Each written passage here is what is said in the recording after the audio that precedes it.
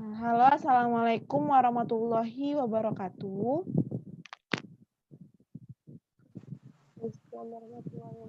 Waalaikumsalam.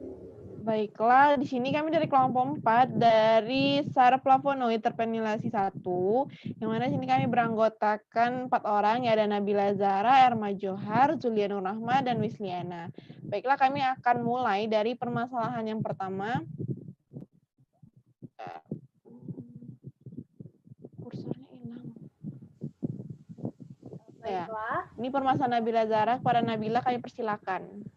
baiklah. Di sini yang pertama adalah permasalahan saya, Nabila Zahra, di mana permasalahannya adalah pada senyawa flavonoid bisa dikatakan tidak tahan terhadap panas dan senyawa ini juga mudah mengalami oksidasi pada saat suhu yang tinggi. Akan tetapi pada proses isolasi dilakukan proses penguapan yang merusak dari struktur flavonoid itu sendiri. Nah, lalu bagaimana cara kita menstabilkan agar senyawa flavonoid ini stabil dan tahan terhadap pemanasan pada proses isolasi?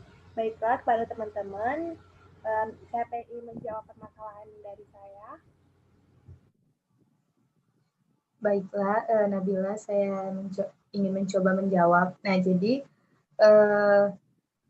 menurut saya itu dengan menggunakan pelarut, misalnya kita menggunakan etanol. Nah, etanol ini mempunyai toksisitas yang rendah, nah sehingga lebih efisien untuk digunakan dibandingkan dengan pelarut yang lain. Jadi begitu. Baiklah, terima kasih kepada saudari Wisliana telah menjawab permasalahan saya. Tetapi di sini jawaban dari Wisliana ini kurang lengkap atau kurang menjawab dari permasalahan saya, yang mana permasalahan saya ini eh, bagaimana cara kita menstabilkan agar sel flavonoid ini stabil. Jadi, apakah ada teman-teman yang lain yang ingin menambahkan dari permasalahan saya? Erma ingin mencoba, Nabila. Iya, Irma. Ya, jadi benar yang dikatakan oleh Wis, namun saya sedikit menambahkan bahwa memang etanol dapat mengikat senyawa flavonoid yang terdapat dalam sampel sehingga dapat mencegah kerusakan dari komponen flavonoid yang tidak tahan panas. Nah, itu tuh biasanya peneliti itu memilih metode tanpa melakukan pemanasan atau penguapan untuk menghindari atau mengisolasi flavonoid karena takut komponen itu akan rusak. Namun jika harus dilakukan penguapan, diusahakan pada suhu yang rendah, biasanya itu 40, 60, dan juga tidak lupa dengan penambahan pelarut etanol. Seperti itu. Terima kasih. Baik, terima kasih kepada saudari Wisliana dan saudari Erma Johar yang telah mencoba menjawab permasalahan saya. Baiklah, di sini saya dapat menyimpulkan yang mana bisa dengan menggunakan etanol. Nah, etanol ini kan memiliki toksinitas yang rendah sehingga lebih efisien untuk digunakan dibandingkan pelarut yang lain. Nah, etanol juga dapat mengikat senyawa flavonoid yang terdapat dalam sampel yang mana sehingga dapat mencegah kerusakan dari komponen flavonoid yang tidak tahan panas. Dan juga biasanya peneliti ini kan memilih metode tanpa pemanasan atau penguapan untuk mengisolasi flavonoid karena takut komponennya itu akan rusak. Namun jika harus dilakukan penguapan, harus diusahakan pada suhu yang rendah, yaitu pada suhu 40 sampai 60 derajat Celcius, dan tidak lupa dengan penambahan pelarut etanol. Terima kasih. Oke, baik. Terima kasih Nabila atas permasalahannya, sungguh-sungguh sangat bagus. Kita lanjutkan pada permasalahan berikutnya, yaitu permasalahan dari Erma Johar, di mana plafon yang mengandung gugus metoksil hidroksi pada posisi 5 bila dipanaskan dengan asam iodida akan mengalami demetilisasi yang diikuti dengan penataan ulang. Nah, mengapa ketika dipanaskan dengan asam iodida akan mengalami demetilisasi dan diikuti oleh penataan ulang? Pada teman-teman yang ingin menjawab, Erma persilakan. Baiklah, di sini Erma Johar, saya ingin menjawab permasalahan dari Erma yang mana menurut saya itu karena sebagai akibat terbuka jenis plafon dan resiklisasi. Nah, proses ini disebut juga penataan ulang Wesley-Moser. Selanjutnya bila cincin B dari plafon itu mengandung gugus metoksi atau hidroksil, pada posisi 2, maka penataan ulang W dengan M itu dari senyawa plafon ini akan menghasilkan suatu plafon di mana cincin B dari plafon itu semula akan berubah menjadi cincin A pada plafon yang baru. Mungkin itu saja yang bisa saya jawab. Saya kembalikan kepada Erma. Baik, terima kasih. Namun di sini saya ingin teman-teman mungkin bisa ditambahkan agar lebih mengena, karena di sini jawaban Nabila kurang mengena. Adakah teman-teman yang ingin menambahkan? Erma, persilahkan. Saya Zulia ingin menambahkan jawaban dari saudari Nabila. Ya, Zulia, Jadi persilahkan. di sini saya akan sedikit menambahkan bahwa reaksi lainnya dari flavon ini juga berkaitan dengan sifat aromatik dari cincin A dan B atau yang berhubungan dengan substituen pada cincin tersebut. Nah, sifat aromatik dari cincin A dan B akan jelas terlihat pada senyawa-senyawa flavon yang mengandung gugus-gugus hidroksil yang berlaku sebagai fenol terhadap reaksi substitusi elektrofilik. Bila cincin A dan B mengandung gugus hidroksil, maka substitusi pertama-tama akan terjadi pada cincin ini. Baiklah, terima kasih. Saya kembalikan kepada Erma. Oke, baik. Terima kasih untuk teman-teman yang telah menjawab dan menambahkan, memang benar sekali. Jadi memang karena ini adanya akibat sebagai terbuka cincin plafon yang direklisisasi, yang mana proses ini disebut penataan ulang. Nah, apabila cincin B pada plafon ini mengandung metoksil hidroksi pada posisi 2, maka penataan ini akan terjadi. Nah, yang mana akan menghasilkan atau plafon, dan juga memang di sini ada reaksi-reaksi lain yang menyebabkan itu, yaitu sifat aromatik dari cincin A yang B ini berhubungan secara substituen pada cincin tersebut, sehingga sifat dari aromatik ini akan terlihat jelas senyawa-senyawa plafon yang mengandung gugus hidroksil. Seperti itu. Terima kasih. Selanjutnya kita lanjut pada permasalahan berikutnya, yaitu permasalahan Zulia Nurrahma. Pada Zulia, persilahkan. Baiklah, permasalahan selanjutnya itu permasalahan dari saya, di mana permasalahannya pada blog saya itu dituliskan bahwa senyawa 3-penylflavon yang lain itu dengan pola oksigenasi pada C2 aksen, C4 aksen, dan C5 aksen memiliki tingkat oksidasi tertinggi. Nah, mengapa senyawa 3-penylflavon memiliki tingkat oksidasi tertinggi di antara kelompok penylflavon yang lainnya? Kepada teman-teman yang ingin membantu menjawab permasalahan saya, dipersilahkan.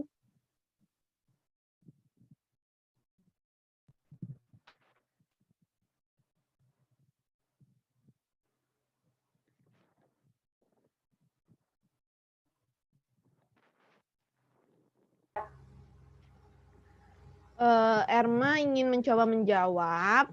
Jadi memang menurut Erma,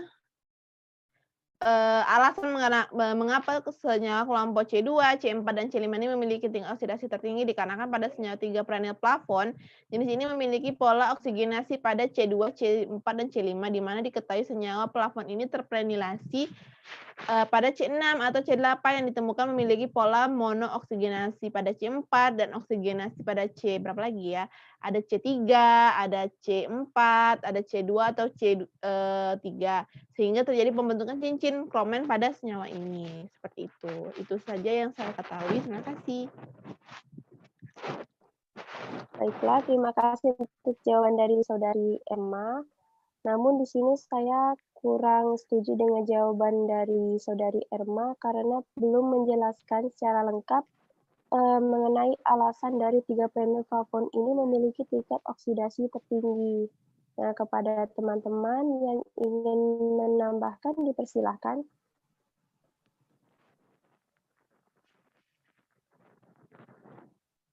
Baik, saya Zulia. Jadi benar yang dikatakan saudari Erma tadi. Nah, tapi di sini saya ingin menambahkan. Jadi menurut saya itu hubungannya yaitu terletak pada interaksi antara molekul oksigen dan semua zat yang berbeda pada jenis senyawa 3-penylflavon tersebut. Nah, yang mana pada senyawa tersebut itu terjadi pelepasan oleh sebuah molekul, atom, atau ionnya cepat sehingga pada senyawa kelompok C2, C4, dan C5 itu mempunyai oksidasi tertinggi. Nah, sehingga pada prenilasi pada C3 inilah yang memberikan banyak modifikasi struktur senyawa flavonoid. Nah, untuk keberagaman struktur dari senyawa hasil modifikasi ini juga tergantung pada oksigenasi pada cincin B. Nah, senyawa flavonoid ini juga dengan pola oksigenasi 2, 4, dan 5, sehingga menghasilkan modifikasi struktur yang lebih banyak. Saya kembalikan kepada Zulia. Baiklah, terima kasih untuk jawaban dari Saudari Erma dan Saudari Wisliana. Jadi di sini dapat saya simpulkan bahwa alasan dari senyawa kelompok C2, C4, dan C5 ini memiliki tingkat oksidasi tertinggi itu dikarenakan pada senyawa 3 prenyl flavon jenis ini tuh memiliki pola oksigenasi pada C2, C4, dan C5, di mana diketahui senyawa flavon terprenilasi pada C6 atau C8 yang ditemukan memiliki pola monooksigenasi yang memiliki hubungan pada interaksi antara molekul oksigen dan semua zat yang berbeda pada jenis senyawa 3 prenyl flavon tersebut. Baiklah, terima kasih. Saya kembalikan kepada moderator. Baik, terima kasih untuk Julia atas permasalahannya. Kita lanjut pada permasalahan berikutnya, yaitu pada permasalahan Wisliana. Kepada Wisliana, Erma persilahkan. Nah, jadi langsung saja ke permasalahan selanjutnya. Permasalahan saya yakni dikatakan di blog saya bahwa penambahan gugus prenyl hidrofobik ini dapat memfasilitasi perlekatan pada membran sel. Nah, prenylasi dapat meningkatkan aktivitas potensial flavonoid aslinya. Nah, mengapa prenylasi ini dapat meningkatkan aktivitas potensial flavonoid aslinya? Jadi kepada teman-teman, adakah yang ingin membantu saya dalam menyelesaikan permasalahan ini? Baiklah, saya Zulia ingin mencoba menjawab permasalahan dari Yus. Nah, jadi di sini menurut saya alasan dari prenylasi itu dapat meningkatkan aktivitas potensial flavonoid aslinya dikarenakan flavonoid terprenylasi atau prenyl flavonoid ini kita ketahui merupakan subkelas flavonoid yang penahan gugus prenyl hidrofobik memfasilitasi pelekatan pada membran sel. Baiklah, itu saja. Saya kembalikan kepada Wis. Nah, jadi terima kasih sebelumnya atas jawaban dari Saudari Zulia. Namun di sini Zulia tidak menjelaskan mengenai gugus-gugus prenylnya, sehingga nanti dia bisa memfasilitasi perlekatan pada membran sel. Nah, jadi kepada teman-teman, adakah yang ingin membantu melengkapi jawaban dari Zulia? Saya Wisliana Nabila Zahra ingin mencoba menambahkan dari permasalahan Wisliana tadi bahwa di sini flavonoid terprenylasi atau prenyl flavonoid itu kan subkelas flavonoid. Nah, gugus prenyl dibangun dari blok penyusun 5 karbon yang dikenal sebagai isoprena. Nah, prenylasi melibatkan perlekatan dua jenis isoprenoid secara kimiawi. Nah, mereka memiliki gugus prenyl yang melekat pada tulang punggung flavonoidnya. Nah, biasanya diasumsikan bahwa penambahan gugus prenyl hidrofobik itu memfasilitasi perlekatan pada membran sel. Nah, sehingga prenylasi di sini dapat meningkatkan aktivitas potensial flavonoid aslinya. Baiklah, mungkin itu saja jawaban dari saya. Saya kembalikan ke Wisliana. Baik, terima kasih jawabannya atas Nabila dan Zulia. Jadi dapat saya simpulkan bahwasanya flavonoid terprenylasi ini atau disebut juga dengan prenyl flavonoid ini dari flavonoid. Nah, biasanya gugus prenyl itu dibangun dari blok penyusun 5 karbon yang dikenal dengan isoprena. Nah, Renilasi ini biasanya itu melibatkan pelekatan dua jenis isoprene.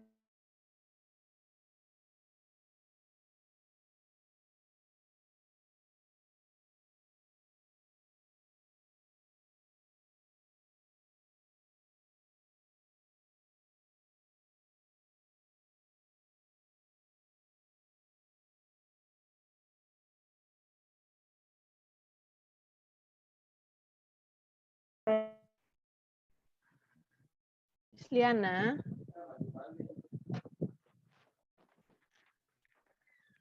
Oke, mungkin Wisliananya terkendala jaringan, tapi tadi permasalahan Wisliana telah dijawab oleh teman-teman. Baiklah, dikarenakan kita telah menjawab semua permasalahan, saya dapat mengakhiri. Wabillahi taufiq wal hidayah. Wassalamualaikum warahmatullahi wabarakatuh. Waalaikumsalam warahmatullahi wabarakatuh. Waalaikumsalam warahmatullahi wabarakatuh.